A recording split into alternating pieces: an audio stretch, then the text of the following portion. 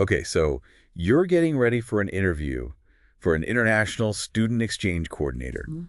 And wow, that sounds like a pretty intense job It does. with all the passports and visas and host families. And I bet there's even some like lost in translation Oh, moments, yeah, I bet there are. but also incredibly rewarding. You know, Oh, for you're sure. helping students have these like amazing, life-changing experiences in a whole new culture. So Absolutely. we're going to dive into how to prep for that interview today, That's right. using all the awesome stuff from RoleCatcher, their career guides, and interview questions. We're going to look at some tough questions Yeah, and really help you understand what those interviewers are looking for and how to really craft your answers so you can showcase your skills. exactly. So let's jump into it with like a classic question you might get hit with. Tell us about your experience working with international students. Yeah, seems pretty simple, right? Yeah. But it's a real chance to set the stage for the rest of the interview. Right. They don't just want a list of like past jobs. No, they want to see that you're comfortable with different cultures, that you can empathize with the challenges that international students face. So we need to make it come to life instead of just like rattling off job titles. Totally think about specific moments. Maybe you helped a student with a really complicated visa issue, Oh, yeah. or you organized like a cultural exchange event that brought local and international students together. That's a good one. And speaking of standing out, RoleCatcher has this awesome AI tool Yes. that goes through job descriptions and suggests keywords you could use when you answer. That's right. It's like having a cheat sheet just for you for the interview. It's amazing how those little tweaks can make a big difference. So let's move on to another question that I bet trips a lot of people up. How do you stay up to date on current immigration regulations and policies? Because things are always changing. All the time. So what are they looking for with this one? They want to see that you're proactive, that you're taking the initiative to stay informed, because out-of-date information Oh, yeah. can have some serious consequences. So how do we prove that we're on top of it? Think about the resources you use. Do you get newsletters from immigration law firms or government agencies? Right. Maybe you go to webinars or conferences about international education. Even following the right organizations on social media can be helpful. And what about mentioning professional organizations like NAFSA Oh, that's a great point. or the American Immigration Lawyers Association? Absolutely. Being a member shows commitment, shows you have access to experts. It really signals that you're serious about professional development. Okay, so now let's look at a question that's a little less about facts and more about your approach. How would you handle a situation where an international student is struggling either with their studies or fitting in socially? So this one's all about problem solving, your empathy, your cultural sensitivity. They want to see how you'd support a student taking into account their background and circumstances. So like there's no one-size-fits-all approach. Right. Okay, so let's say we've got a student who's feeling really homesick and they just can't seem to adjust. What would be like a good first step? I think it's important to create a safe space for them, so maybe invite them for a coffee or a tea, just to chat. Active listening is so important. Let them know you hear their concerns, that their feelings are valid. But what if they're hesitant to open up, maybe because of their cultural background? I was looking at the career guide, International Student Exchange Coordinator, that I got from RoleCatcher, and they really emphasize how important cultural sensitivity is for this job. And that's where you have to be perceptive. You might share stories of other students who've had similar challenges and how they benefited from seeking support. So they don't feel alone. Exactly. That's smart. What about connecting them with a mentor from their home country or like organizing social events to help them make friends? You're showing you can think critically about the resources you have and how to tailor your approach for each student. And this is where RoleCatcher's AI feedback for practice interviews is so helpful. Oh, It's like having a coach helping you fine-tune your answers and build confidence. It really gives you that extra edge. Okay, let's look at another scenario. How do you handle cultural misunderstandings between international students and host families? Because I bet things can get lost in translation pretty easily. I bet all the time. Yeah. Like maybe a student's used to being really direct when they communicate, and the host family thinks they're being rude. Right. Or maybe there are different expectations around meals or chores. Yeah. Those are really good examples, and this is where they want to see if you can mediate and educate and really bridge those cultural gaps. You know, they're looking for someone who can navigate those tricky situations. With grace? Yes, grace and understanding. So I think if I were in that situation, I'd start by acknowledging that, yeah, there's been a misunderstanding and stress how important open communication is, and then try to really understand both sides without judging. That's a great start. Active listening on both sides is crucial. Then you can facilitate a conversation explaining those cultural differences, helping them find common ground. And having some knowledge of different cultures and communication styles would be really helpful, right? Absolutely. The more you understand about those nuances, the better you'll be able to handle those situations. Remember, it's not about taking sides. Right. It's about helping everyone understand each other. It's about building those cultural bridges. Exactly. Speaking of which, how about this question? How do you assess the suitability of a host family for an international student? You're kind of playing matchmaker here. You are, and Yep. they want to see your judgment, your attention to detail. You're placing students in homes where they'll feel safe and supported and welcome. So I'd want to get a really clear picture of the students' needs and preferences. Yeah. Like, are they looking for a family with similar interests? Do they have dietary restrictions? Are they comfortable with pets? Great starting points. You're showing you're prioritizing the students' well-being and you're thinking about compatibility. But how would you go a little deeper? How would you assess the suitability of the family beyond those basics? Well, I'd want to understand their motivation for hosting. Are they genuinely interested in a cultural exchange, or are they just looking for extra income? Huge difference. I think so. You want to make sure they're open-minded and willing to embrace those cultural differences. Exactly. And I'd also want to get a sense of their family dynamics and lifestyle. Are they super busy? Do they have time to spend with the student? I wouldn't want someone to feel isolated in a new environment. You're thinking critically about the match, making sure the students' needs and the family's lifestyle are compatible. And what about practical things like location? Yeah? Is their home close to the school or public transportation? Yeah, location is key. I wouldn't want a student stuck out in the suburbs with no way to get around. And speaking of key considerations, Yeah. what about safety? How do you make sure that home is a safe and welcoming environment? That's definitely top priority. I would for sure do a home visit, meet everyone who lives there, get a feel for the atmosphere, and of course background checks and verifying references are essential. Excellent. You're demonstrating that you take safety seriously, which you absolutely should remember. You're responsible for placing these students in trustworthy and supportive homes. Okay, let's look at a broader question. How do you ensure that international students have a positive experience while studying abroad? It feels like this one covers everything we've talked about so far. It does. This is about showing you understand what makes a study abroad experience successful and how you go above and beyond to make it happen. So it's not just about visas and housing. It's about the whole experience, the emotional and social and academic aspects. Right. How do you help them feel like they belong? How do you help them navigate those cultural differences, make sure they have the support they need to thrive? Well, I'd start with a really comprehensive orientation program, cover everything from academic expectations and cultural norms to practical things like transportation and healthcare, to give them a good foundation. Okay, that's a great foundation. But what about ongoing support throughout their stay? I'd want to schedule regular check-ins with students one-on-one and in groups, maybe organize social events and excursions so they can explore the city and connect with other students. Excellent. You're creating opportunities for them to connect and really immerse themselves in the culture. And what about academic support? For sure, I'd make sure they know about tutoring resources and academic advising, and I'd work with faculty to make sure they're aware of the unique challenges that international students might face. You're thinking holistically about their experience and recognizing that academic success is such a key part of a positive study abroad experience. And what about student clubs and organizations, connecting them with groups that share their interests, that could help them find their people, make friends, really feel at home on campus? Absolutely. You're thinking beyond the basics and figuring out how to help students really become part of campus life. Okay, let's talk about the budget. How do you manage budgets and financial resources for international student exchange programs? Oh, the money question. I bet this is where having strong organizational skills and maybe a love of spreadsheets comes in handy. You got it. They want to see that you're fiscally responsible, that you can balance the students' needs with the limits of the budget. Can you make those dollars stretch and really make the most of the resources you have? So how do we prove that we're good with budgets? Start by describing how you approach budgeting. Do you prioritize transparency and collaboration? Do you involve stakeholders? Do you keep track of expenses and look for ways to save money? I definitely create a super detailed budget outlining all the program costs like tuition and housing and travel and all the administrative stuff. And I'd look for any funding opportunities like scholarships and grants, even partnerships with local businesses. Great strategy. You're being proactive, thinking about ways to reduce costs for students, and that's always a good thing.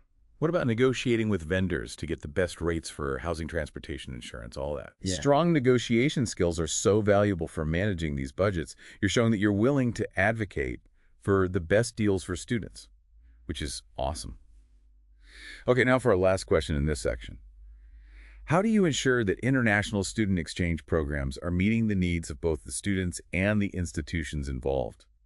This feels like it brings together everything we've been talking about. It does, yeah. It's not just about running a smooth program. It's about making sure it's really valuable for everyone. Right. How do we convince them that we're up to the challenge? Exactly. It's all about showing your commitment to continuous improvement and your ability to think strategically. So how do you get feedback? How do you identify areas for improvement, and how do you make sure the program aligns with the goals of both the sending and the receiving institutions? Well, I'd definitely create a system for regular evaluations and feedback, get input from students and faculty through surveys and focus groups and one-on-one meetings, and of course, keep track of program outcomes like student satisfaction, academic achievement, and how well the cultural exchange is going. That's a great start. You're using data, which is essential. But what about those less tangible aspects of the program? How do you measure things like personal growth and intercultural understanding? Ooh, that's a tough one.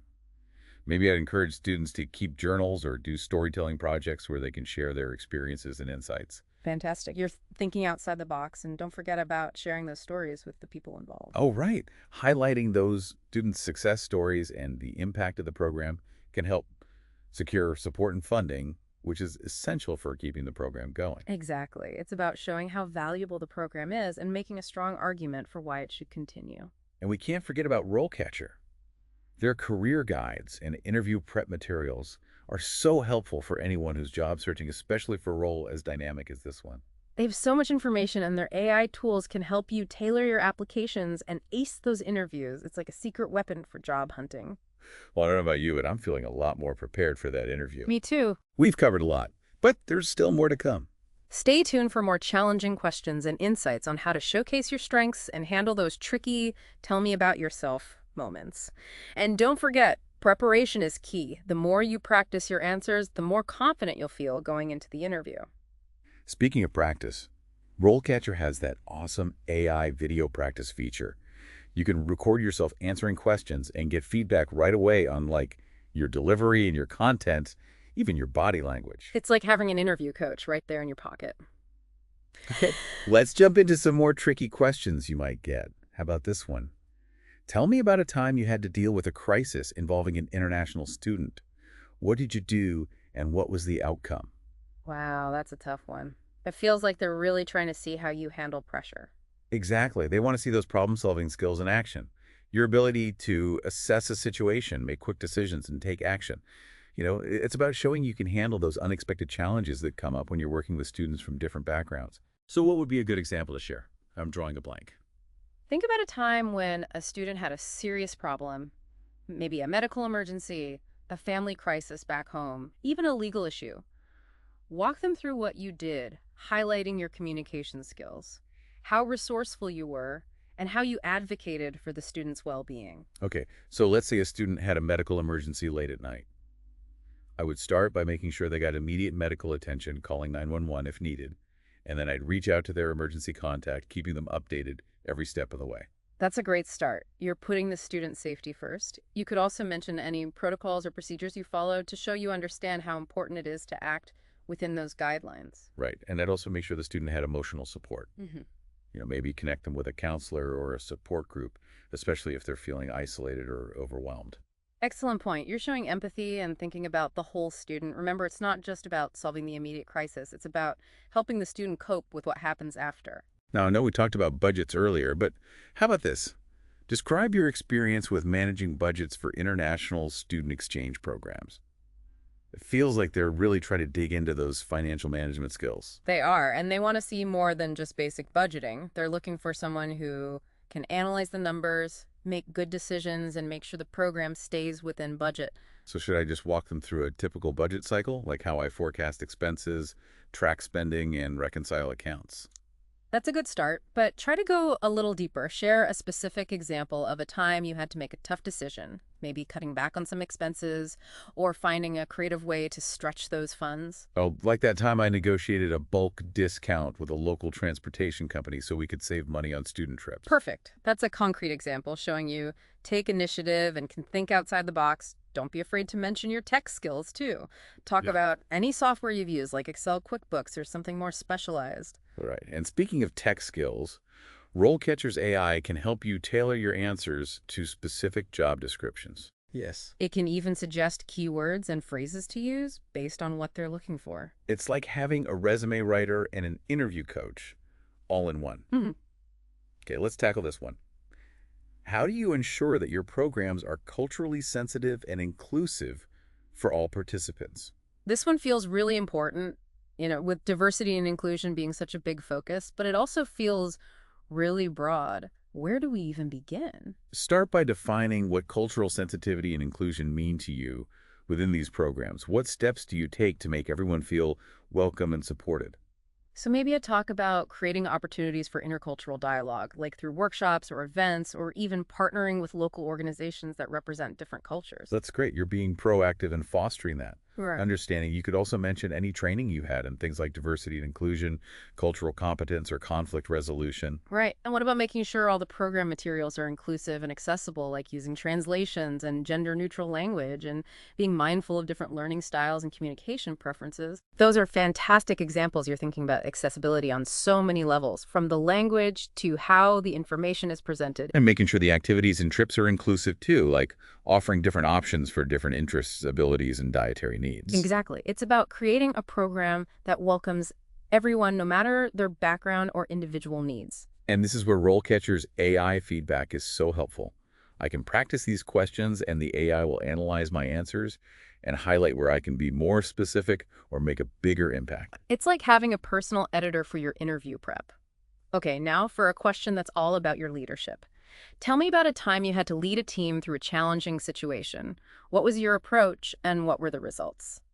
Okay, this one's a little intimidating, but I guess it's a chance to show how I can handle pressure, motivate others, and get things done when things get tough. Right, they want to see your leadership style in action. Are you collaborative? Are you decisive?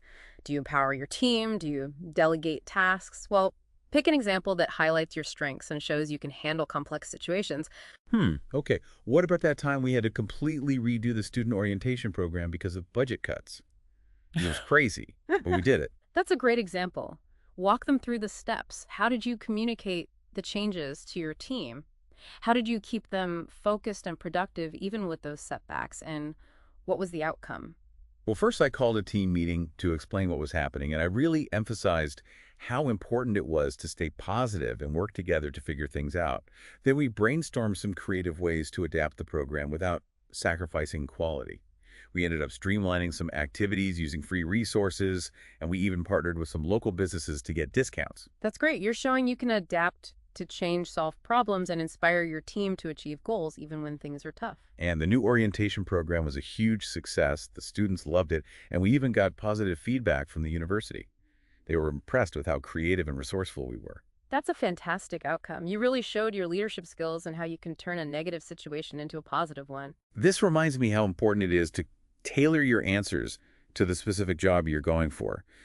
And RoleCatcher's AI can help with it. It can analyze the job description and suggest keywords and phrases to use in your answers, so you're really hitting all the right points. It's like having a personal branding expert working behind the scenes. Okay, now, for a question that can throw people off, what are your salary expectations for this role? Ugh, I hate that question. It's so awkward talking about money. I know it can feel that way, but it's a standard question. So be prepared. Remember, it's a negotiation. You want to be realistic about the market rate for the position, but also advocate for what you're worth. So where do I even start? Do your research. Websites like Glassdoor, Indeed, and Salary.com can give you a good idea of the average salary range for similar positions in your area. Think about your experience, your education, any special skills you have. Okay, so I shouldn't just say a random number. I need to have a range in mind. Yeah. Exactly. And you can even make it a conversation. You could say, Based on my research and experience, I'm looking for a salary in the range of this to that, but I'm happy to discuss the details based on the responsibilities and opportunities for growth. That sounds a lot better than just throwing out a number. It's about being confident, professional, and prepared. Speaking of preparation, RoleCatcher's career guides are amazing. They give you all these insights into different jobs, including salary benchmarks, the skills you need, and typical career paths. They're so helpful for anyone who's job searching. Okay, let's face this one. What are your greatest strengths and weaknesses as they relate to this role? Oh man, this one always makes me nervous. It feels like a trap. It's not a track. Think of it as a chance to show how self-aware you are and how much you value growth. Okay, so for strengths, I should focus on the things that are most important for an international student exchange coordinator, like intercultural communication, problem-solving organization, and empathy. Exactly. And don't just list them, give examples from your experiences that really show those strengths. Did you successfully handle a conflict between a student and a host family? Did you put a new system in place that made the visa process easier? Right. Stories are more memorable, but what about weaknesses? I always hear you should turn them into positives, but that can feel kind of fake sometimes. It's about finding that balance. Be honest, but also show that you're always growing. Pick a weakness that's relevant to the job, but not something that would disqualify you. And most importantly, talk about what you're doing to improve.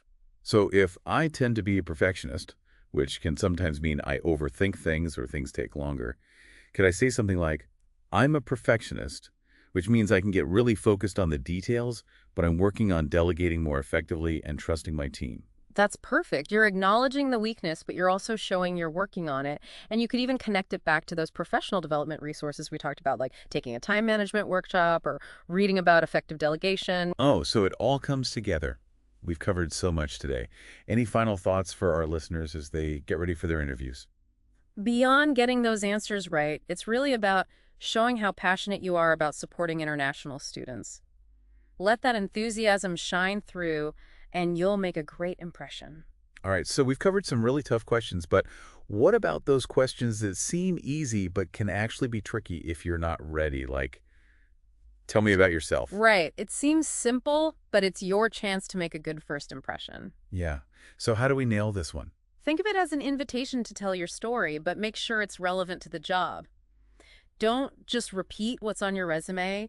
Connect your experiences to what they're looking for in an international student exchange coordinator. So instead of saying like, I have a degree in international relations and 5 years of experience in customer service, Right. I should talk about how that's prepared me to handle visa applications or communicate with students from different cultures or maybe even resolve conflicts. Exactly. Use those keywords from the job description to show you've done your research and you understand what they need. And maybe I could share a quick story that shows how much I love working with international students. Yes, a personal touch can make your answer stand out. Okay, so what about this one? Why are you interested in this role? This is where you let your enthusiasm shine through. Right. They want to see that you're not just looking for any job. You're excited about this specific opportunity to support international students. So I need to connect my values and passions to the role. Exactly. Maybe I could talk about my own experience studying abroad or meeting people from different cultures and how that made me want to help other students have those same experiences. That's a great way to connect with them. Sharing those personal stories can really resonate, especially if they show you understand the challenges and rewards of cultural exchange. And I could even tie it back to some of the things RoleCatcher talks about in their career guide, like intercultural communication program management or even crisis intervention. Yes. Yes, it's all about showing them you have the skills and the passion to succeed in this role. Now, let's talk about something that's probably on everyone's mind during interviews, career progression. Okay.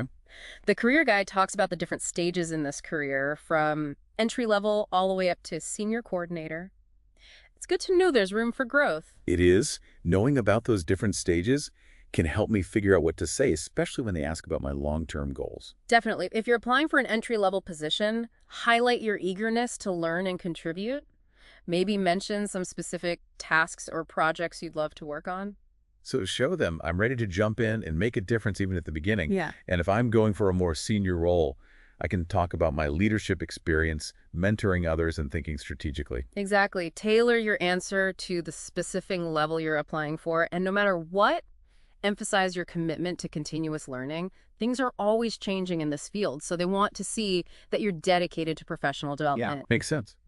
I could mention any certifications, workshops, or conferences I've done, or even talk about how I've put new ideas into practice in my previous roles. Those are great ways to show that you're not just learning, but you're actually using that knowledge to make a difference. Right. Okay, let's address the elephant in the room, the salary question. What are your salary expectations? Ugh, that's always so awkward. I know, but it's a standard question, so be prepared. Do your research on sites like Glassdoor or Salary.com to get an idea of what others are making in similar roles. So I shouldn't just throw out a number. I need to have a range based on what's typical in my own experience. Right, and you can make it a discussion. You could say something like, based on my research and experience, I'm looking for a salary in this range, but I'm open to talking about the specifics depending on the responsibilities. That sounds a lot more professional. It shows you thought about it and you're approaching the negotiation seriously. Okay, before we wrap up, I want to mention RoleCatcher's AI CV and cover letter builder. It's amazing. Oh yeah, I tried it out, and it's so cool. It analyzes job descriptions and suggests keywords and phrases to use so your application really stands out. It's like having a personal branding expert, and they have templates for different industries and experience levels, so you don't have to start from scratch. It makes applying so much easier. We've covered a lot today. Is there anything else our listeners should remember as they get ready for their interviews? Remember, it's not just about giving the right answers. It's about showing your passion for working with international students. Let that enthusiasm shine through, and you'll make a great impression. Oh, so well said. And Yeah. you've got this preparation is key. And with the right tools and resources, you can walk into that interview feeling confident and ready to land that dream job. Good luck to all the future international student exchange coordinators out there. We're rooting for you.